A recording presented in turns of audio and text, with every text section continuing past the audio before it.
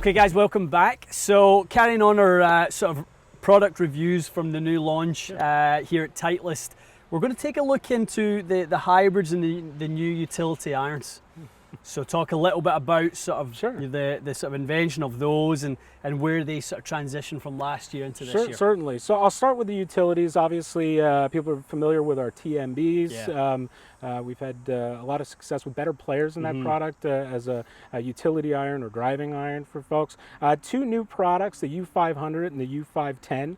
In the u500, we have that player's utility. Yeah. Similar sort of profile to where we were with the TMB, loaded with some tungsten, so easy to launch, probably fits a few more players than the TMB might have. Right, okay. Great long iron replacement for that player looking for some help in the 4, the 3, or even the driving iron product. And then we have the 510, which offers a real hybrid-like performance, but in an iron profile or shape. So it's a wider sole, launches the ball higher, a little less spin than you'll see out of a hybrid performance, but fantastic product and certainly room for both in many players' bags. Yeah, I mean, they're quite they're very different, but when you see them kind of side on, you know, much wider sole on the 510, much wider. And you were saying at the Open Championship this year, a lot of tour adoption already. A lot of tour adoption. We're the #1 utility at the Open Championship this year. Both irons getting play, utility irons getting play from pros. A lot of the feedback we've heard is able to flight the ball up and down, move it left and right. So offers them a lot of versatility at the top end of their bag. So loft-wise, where do we go up to in these? Yeah, so the u500 is available in 3 different lofts, 17 through 23, so 2, 3, and 4 irons. Right. And the u510 is available, and this is fun for fans of the channel, 1 iron through 4 irons, so 16 degrees through 22 degrees. Okay. So a little bit help for that player that's looking for a hybrid or fairway wood replacement in that 1 iron. Really, it'll just be a fun sort of fitting day kind of club, I think. And you were saying some people are even taking 1 of each. They are, going with, you know, maybe the one that transitions closest to the irons in the 500, and then maybe a designated driving iron in the 510. That's correct. We're seeing a lot of players put like a 4 iron u500 in, and then they're having real discussions with themselves and their fitters around hybrid versus a 2 or 3 iron, helping them off the tee, but also a lot of versatility out on the course. Very cool. Okay, into the TS2 and 3. Yeah. I mean, I'll say and be open that for me, Titleist have made the best hybrid in the game for quite a while. I was a huge fan of 818, 816 to be honest, before that as well. I love the sort of 2 different heads, the smaller sort of player profile, the wider transition, the one that transitions into the fairway a little bit easier, the adjustability. I think overall they've been fast, they feel good, they look good.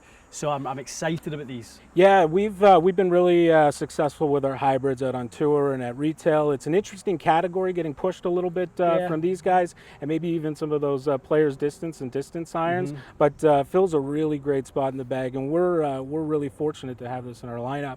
As you mentioned, SureFit CG in the TS3. That's that bullet-style cartridge, allows some shot shaping control spin a little bit, center of gravity, and then the TS2 offers that flat weight SureFit there, really dial in swing weight.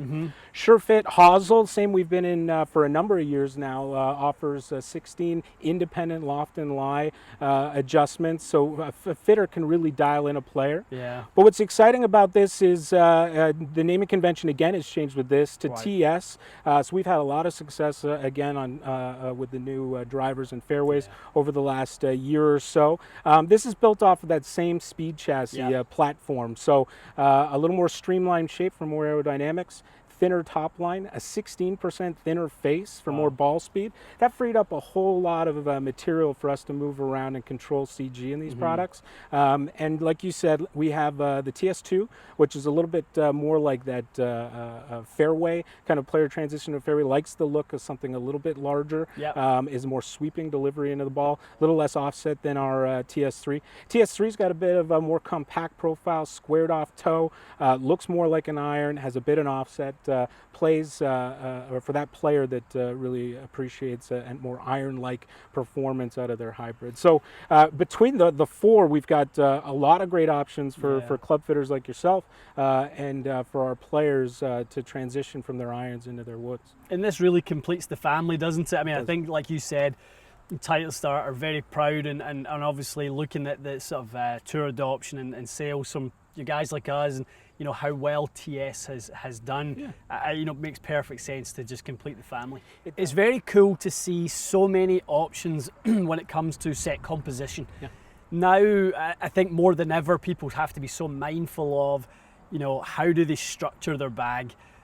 Coming and seeing, you know, fitters like ourselves or your guys here at Eagle's Nest and looking at, okay, are we getting the right sort of graduation of apex on flight? Are we getting sort of the right progression of distance? There are no excuses now to have any gaps where there's problem areas in the bag now. There literally are solutions all from top to bottom now. Yeah, if you're going into a fitting experience and not doing long game gapping, you're doing yourself a disservice. 100%. Certainly got to maintain ball speeds, maintain those yardage gaps. We like to talk about the hybrids, but certainly utilities. They aren't rescue clubs. These are scoring clubs too, you know. People hitting into a long par 4 or trying to reach par 5 and 2 certainly want to have the same sort of control in their distance, but also direction to find more greens and hold more greens. I really see that a lot, you know, nowadays, Ryan. I see, you know, longer par 3s. I see some sort of people kind of maybe stepping back a deck, and they've got a lot of that kind of 190 to 210 a second shot, you know, yardage. And that's where these are really coming into their own. They're easier to hit than ever. They're customizable. There's, you know, shaft options. There's lie angle adjustment. It used to just be you had to just kind of suck it up, and however it performed for you, it did. But that's not the case anymore. And there's no excuses not to have this dialed in. None. Okay. Go see Ian, get fit. Good, guys. You know, we've kind of now completed sort of our review as to the product sort of tech specs and what sort of the idea was behind the design and how it flows into a complete lineup. And what we're going to kind of do now is transition over, and we're going to hit a bunch of this stuff and really kind of put the performance to the test. So I love the look of the new lineup. I think, you know, Titleist have really outdone themselves. The depth of the lineup is what really catches me. The 5 irons, the 4 sort of options in utility between iron and wood. I think there's more options than ever, and I think that just helps you guys. We're really excited in the Titleist club business right now. Driver through putter, obviously, Vaughan and Cameron, best in the business. We've really come a long way with the drivers, fairways this year, and I think you guys are really going to enjoy the new products here. Excellent. Okay. Cheers. Ryan, appreciate that, and guys, we'll be back soon with a little more product testing.